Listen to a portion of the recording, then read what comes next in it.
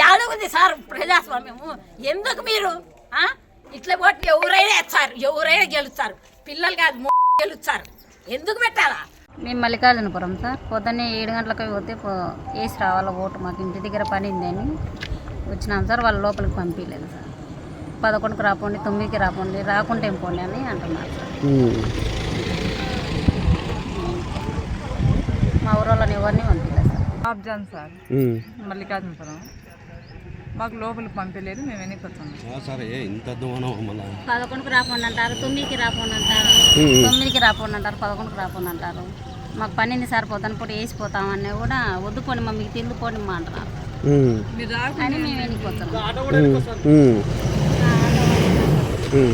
అందరూ 11 దాకా రావద్దు అంటున్నారు.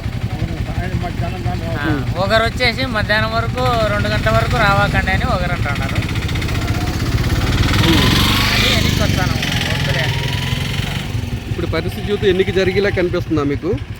ఎన్నిక జరిగే మమ్మల్ని బేయనిచ్చేటట్టుగా కానరాలేదు. వద్దు పోండి అంటున్నారు. మేము ఫోన్ చేసినప్పుడు రాండి, ఓటు బేద్ది ఏమొద్దు మీరు, ఇప్పుడు మేము ఫోన్ చేసినప్పుడు రాండి బేత్తరు అంటున్నారు. ఏ ఊరు నుండి వచ్చారు? మేము మల్లికార్జునపురం నుండి వస్తాను. ఎక్కడ, ఏ ఊర్లో ఓటు వేయడానికి? కొత్తపల్లెకు. మామూలుగా అయితే చంద్రగిరి మా ఊరే బూత్ ఎప్పటికి. ఈసారి కొత్తపల్లికి వేసినారు.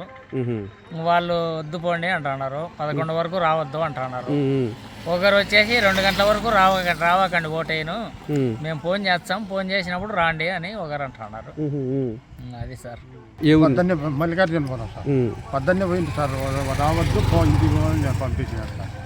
ఇప్పుడు ఆ మాట చెప్తాను సార్, నేను ఫోన్లు చేసినా రావద్దండి అని చెప్తాను సార్. అధికారులు చెప్తున్నారా, చుట్టుపక్కల ఊర్ల నుండి వచ్చిన వారు చెప్తున్నారా? అధికారులు చెప్తాను, పోలీసు వాళ్ళు కూడా చెప్తాను సార్. పోలీసు వాళ్ళు కూడా రావద్దండి, మేము ఫోన్ చేసిందాక వీళ్ళు ఫోన్ చేసిందాక అంటున్నారు. ఎప్పుడైనా ఇలా జరిగిందా పులివెందులు? ఎప్పుడు జరగలేదు సార్.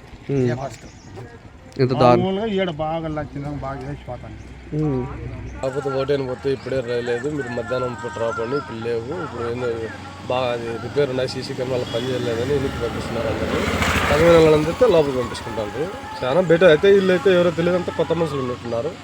చాలా జనం అయితే ఎక్కువ ఉన్నారు ఇక్కడ. లోకల్ అయితే ఎప్పుడు చూడలే వాళ్ళను, మేము పులిగుందల మండలం చూడలే వాళ్ళను. చాలా మంది వెనక్కి పంపించేది జరుగుతుంది. ఓటు వేసానికి పోతే ఓటు లేదని లేదు వాళ్ళు, కానీ ఇప్పుడు కాదు మధ్యాహ్నం పూట రాపండి, ఇప్పుడు ఏందో బాక్సులు రెడీ చేసుకుంటాను, కెమెరాలు పని చేయలేదని పంపిస్తేస్తాను. లోపలికి అయితే పంపించలేదు. అక్కడ మిగతా వాళ్ళు ఎవరున్నారా? వేరే వాళ్ళు బయట నుండి వచ్చిన వాళ్ళకైతే మామూలుగా టౌన్ బయట ఉన్న వాళ్ళు ఓటర్లు ఎవరన్నా వాళ్ళు తగిన మనుషులు వచ్చారో లోపలికి పంపిస్తుంటారు.